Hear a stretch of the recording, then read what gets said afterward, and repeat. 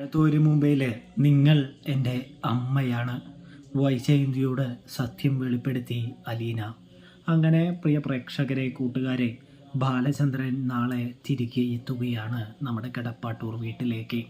കാത്തിരിപ്പിന് വിരാമമിട്ടുകൊണ്ട് തന്നെ ബാലചന്ദ്രൻ കടന്നു ചെല്ലുമ്പോൾ അലീന ബാലചന്ദ്രൻ്റെ അടുത്തേക്ക് ഓടിച്ചെന്ന് സംസാരിക്കുന്നുണ്ട് എന്ന് കാണാം. ഇതേ സമയം നമ്മുടെ ഗോവർദ്ധനാണെങ്കിൽ അലീനയെ കണ്ണെടുക്കാതെ തന്നെ നോക്കി നിൽക്കുകയാണ്.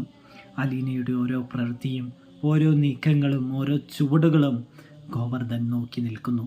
അലീനയ്ക്ക് തൻ്റെ സഹോദരങ്ങളെയും ഈ വളർത്തച്ഛനെയും ഒരുപാട് ഇഷ്ടമാണെന്ന് ഗോവർദ്ധൻ തിരിച്ചറിയുന്നു.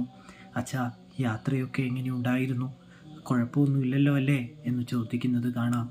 ഇതേ സമയം കുഴപ്പമില്ല എന്ന് ബാലചന്ദ്രൻ പറയുന്നുണ്ട്. തുടർന്ന് അച്ഛന് ചായ എടുക്കട്ടെ എന്ന് ചോദിക്കുമ്പോൾ ശരി എന്ന് പറയുന്നു. ഞാനൊന്ന് ഫ്രഷ് ആവട്ടെ എന്ന് പറയുന്നു. ഇവിടെ ഗോവർദ്ധൻ നമ്മുടെ ആരുടെ അടുത്ത് അലീനയോട് സംസാരിക്കാനായിട്ട് തുടങ്ങുന്നുണ്ട്, ഒരുങ്ങുന്നുണ്ട് എന്ന് കാണാൻ സാധിക്കും. ഇതേ സമയം അലീന തിരിച്ചറിയുന്നുണ്ട് അച്ഛൻ ഗോവർദ്ധൻ അങ്കിളിൻ്റെ അടുത്തും സത്യം തുറന്നു പറഞ്ഞു കഴിഞ്ഞിരിക്കുകയാണ് എന്ന്. അതുകൊണ്ട് തന്നെ ഗോവർദ്ധൻ അങ്കിളിന് മനസ്സിലായതുകൊണ്ട് തന്നെ ഇപ്പോൾ പ്രത്യേകിച്ച് പ്രശ്നങ്ങളൊന്നുമില്ല എന്ന് തിരിച്ചറിയുന്നുണ്ട് അലീന. ഇതിനിടയിൽ നമ്മുടെ അലീനയോട് കൃഷ്ണമോൾ ചോദിക്കുന്നുണ്ട്, അച്ഛൻ വന്നിട്ട് ചേച്ചിയുടെ അടുത്ത സ്ഥലത്തെക്കുറിച്ചെങ്ങാനും, ചേച്ചിയെ മാറ്റി വിടുന്ന സ്ഥലത്തെക്കുറിച്ചെങ്ങാനും പറഞ്ഞോ എന്ന് ചോദിക്കുന്നുണ്ട്. ഇല്ല, അച്ഛൻ ചായ ചോദിച്ചിട്ടുണ്ട്, ചായ കൊണ്ടുപോകുമ്പോൾ ചോദിക്കാമെന്ന് പറയുന്നത് കാണാൻ സാധിക്കുന്നുണ്ട്. അങ്ങനെ നമ്മുടെ അലീനയാണെങ്കിൽ ആർക്ക് ബാലചന്ദ്രന് ചായയും കൊണ്ട് പോകുമ്പോൾ ബാലചന്ദ്രനോട് ഒരുപാട് കാര്യങ്ങൾ ചോദിക്കുന്നത് കാണാനായിട്ട് സാധിക്കുന്നു.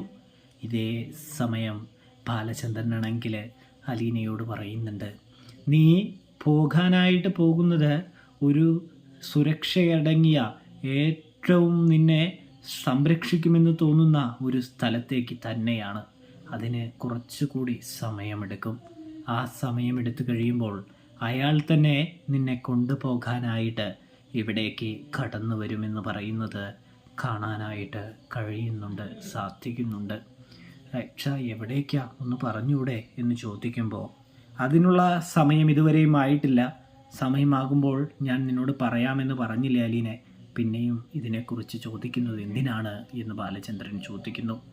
അപ്പോൾ അലീന പറയുന്നുണ്ടെങ്കിൽ ശരി, ഞാൻ ചോദിക്കില്ല എന്ന് പറയുന്നത് കാണാൻ താഴെ ചെല്ലുമ്പോൾ കൃഷ്ണമോള് വീണ്ടും ചോദിക്കുന്നു, അപ്പോൾ എന്നോടൊന്നും പറഞ്ഞില്ല എന്ന് പറയുന്നു. ചേച്ചിക്ക് ഞങ്ങളെ പിരിഞ്ഞു പോകുന്നതിൽ വിഷമോ സങ്കടമോ ദുഃഖമോ ഒന്നും തന്നെ ഇല്ലേ എന്ന് കൃഷ്ണമോൾ ആവർത്തിക്കുന്നു. അപ്പോഴാണെങ്കിൽ നമ്മുടെ അലീന പറയുന്നുണ്ട്, മോളെ, നിങ്ങളെ പിരിഞ്ഞു പോകുന്നതിൽ ഏറ്റവും കൂടുതൽ സങ്കടപ്പെടുന്ന ഒരാൾ അത് ഞാൻ തന്നെയാണ്. ഞാൻ നിങ്ങളുടെ മുൻപിൽ പൊട്ടിക്കരയാത്തതാണ് എന്ന് പറയുന്നു. എൻ്റെ മനസ്സ് വിങ്ങിപ്പൊട്ടുകയാണ് എന്ന് പറയുന്നു. അങ്ങനെ അതാ ബാലചന്ദ്രനെ തേടി ആ ഫോൺ കോൾ വന്നെത്തുകയാണ്. തൻ്റെ മകൾ അലീനയെ താൻ സംരക്ഷിച്ചു കൊള്ളാം, താൻ ഏറ്റെടുത്തു കൊള്ളാം, താൻ സുരക്ഷിതയായി നോക്കിക്കൊള്ളാമെന്ന് സ്റ്റാലിൻ തുറന്നു പറയുന്നു. അങ്ങനെയിരിക്കെ നമ്മുടെ ബാലചന്ദ്രൻ സ്റ്റാലിനോട് വരാനായിട്ട് പറയുന്നൊരു കാഴ്ച കാണാം. ഇതേ സമയം സ്റ്റാലിൻ താൻ അങ്ങോട്ട് വരണമോ എന്ന് ചോദിക്കുന്നുണ്ട്. തീർച്ചയായിട്ടും നിങ്ങളിവിടെ വന്നേ മതിയാവൂ എന്ന് ബാലചന്ദ്രൻ തുറന്നു പറയുന്നു. ഒടുവിലതാ ആ മുഹൂർത്തവും ആ നിമിഷവും വന്നെത്തുകയാണ്. അലീനയുടെ അച്ഛൻ വൈജയന്തിയുടെ മുൻകാമുകൻ ഇതാ നമ്മുടെ കടപ്പാട്ടൂർ വീട്ടിൽ കാല് കുത്തിയിരിക്കുന്നു.